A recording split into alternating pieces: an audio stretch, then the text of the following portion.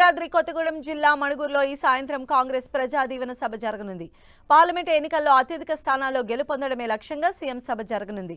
ఉమ్మడి ఖమ్మం జిల్లాకి సాగు, తాగునీరు అందించే సీతారామ ప్రాజెక్టుతో పాటు పోడు భూములపైన కీలకమైన ప్రకటన చేస్తారని ఏజెన్సీ వాసులు ఎదురుచూస్తున్నారు. రేవంత్ రెడ్డి సీఎం అయ్యాక ఉమ్మడి ఖమ్మం జిల్లాలో నిర్వహిస్తున్న తొలి బహిరంగ సభకు భారీగా జన సమీకరణ చేస్తున్నారు. మణుగూరు ప్రజా దీవెన సభ నుంచి మరింత సమాచారం మా ప్రతినిధి సైదులు అందిస్తారు.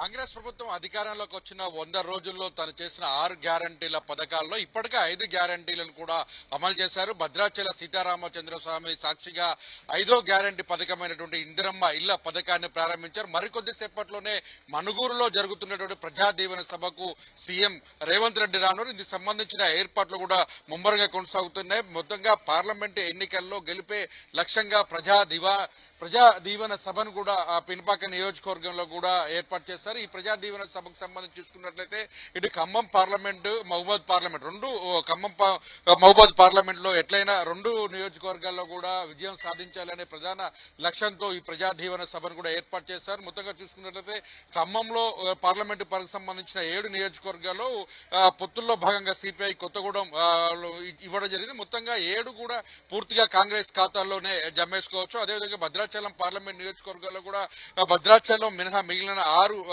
అసెంబ్లీ స్థానాలు కూడా పూర్తిగా కాంగ్రెస్ విజయం సాధించింది. మరికొద్ది సేపట్లోనే భద్రాచలం ఎమ్మెల్యే కూడా బీఆర్ఎస్ ను వీడి కాంగ్రెస్ తీర్థాన్ని పుచ్చుకున్నారు. మొత్తంగా 7 పార్లమెంటు అంటే 2 పార్లమెంట్లకు సంబంధించినటువంటి ఖమ్మంలో 7 సిగ్మెంట్లు, అదేవిధంగా మహబూబాబాద్ పార్లమెంట్ పరిధిలో 7 సిగ్మెంట్లు, మొత్తం కూడా 14 అసెంబ్లీ నియోజకవర్గాల్లో కూడా పూర్తిగా ఈ 100 రోజుల్లో తాము చేసినటువంటి అభివృద్ధి సంక్షేమ పథకాలకు సంబంధించినటువంటివి 5 గ్యారంటీల పథకాల్లో జరుగుతున్నటువంటి సంక్షేమ పథకాల అమలు తీరు, అదేవిధంగా ప్రజాపాలనలో దరఖాస్తులు ఎన్ని వచ్చాయి, అర్హులైనటువంటి పేదలకు దరఖాస్తులు పరిశీలన చేసి సంక్షేమ పథకాలను అమలు చేసేందుకు ఈ ప్రజా దీవెన సభను కూడా ఏర్పాటు చేశారు. ఉమ్మడి ఖమ్మం జిల్లాకి సాగు, తాగునీరు అందించేటటువంటి సీతారామ ప్రాజెక్టును త్వరలోనే పూర్తి చేయడంతో పాటు ప్రధానంగా ఏజెన్సీ ప్రాంతంలో పోడు భూముల సమస్య ప్రధానమైన సమస్య ఉంది. ఇప్పటికే దరఖాస్తు చేసుకున్న ప్రతి ఒక్కరు కూడా ధరణిలో కూడా మొత్తం పెద్ద వారం రోజుల కూడా సభను మొత్తంగా వారం రోజుల్లో కూడా ప్రత్యేకించి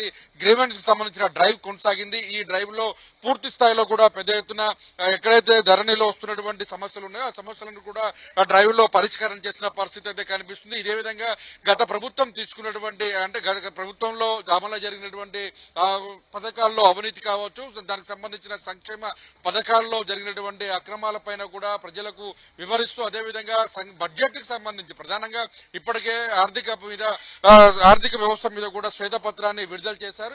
దీనికి సంబంధించినటువంటి కాంగ్రెస్ ప్రభుత్వం అధికారంలోకి వచ్చిన తర్వాత ఎన్నికలకు ముందుచ్చిన 6 గ్యారంటీల పథకాలు ఇంప్లిమెంటేషన్ లో ఎదురవుతున్నటువంటి సమస్యలు కావచ్చు, ఈ ప్రజలకు ఏ విధంగా ఇంప్లిమెంటేషన్ చేస్తున్నాం, ఈ 100 రోజులకు సంబంధించినటువంటి సంక్షేమ పథకాలకు సంబంధించిన 6 గ్యారంటీలను ప్రజలకు వివరించేందుకు ఈ ప్రజా దీవెన సభను ఏర్పాటు చేశారు. ఈ సభకు సంబంధించి సీఎం రేవంత్ రెడ్డితో పాటు డిప్యూటీ సీఎం మల్లు భట్టి విక్రమార్క, మంత్రులు పొంగిలేటి శ్రీనివాసరెడ్డి, తుమ్మల నాగేశ్వరరావుతో పాటు కొండా సురేఖతో పాటు సీతక్కతో కూడా కోమటిరెడ్డి వెంకటరెడ్డి, జిల్లా ఇన్ఛార్జిగా ఉన్నటువంటి కోమటిరెడ్డి వెంకటరెడ్డి కూడా హాజరవుతున్న పరిస్థితి కనిపిస్తుంది. పెద్ద ఎత్తున ఎమ్మెల్యేలు కూడా పాల్గొంటున్న పరిస్థితి. పార్లమెంటు స్థానాలను గెలుచుకోవడమే కాంగ్రెస్ పార్టీ ధ్యేయంగా ఉన్నటువంటి పరిస్థితి. మొత్తం కూడా 16 స్థానాలకు సంబంధించిన దాంట్లో కూడా ఎక్కువ స్థానాలకు సంబంధించి ఇప్పటికే 14-15 స్థానాలు కూడా గెలుస్తామని రేవంత్ రెడ్డి చేసిన ప్రకటన నేపథ్యంలో ఇదే వేదిక మీద కూడా పార్లమెంటు ఎన్నికల శంకరావాన్ని ప్రజా దీవెన పేరుతో మోగించే అవకాశం కనిపిస్తుంది. ఏదేమైనప్పుడు కూడా గెలిపే లక్ష్యంగా కాంగ్రెస్ ప్రభుత్వం కొత్త ఎత్తుగడలతో పాటు సంక్షేమ పథకాలను ప్రజలకు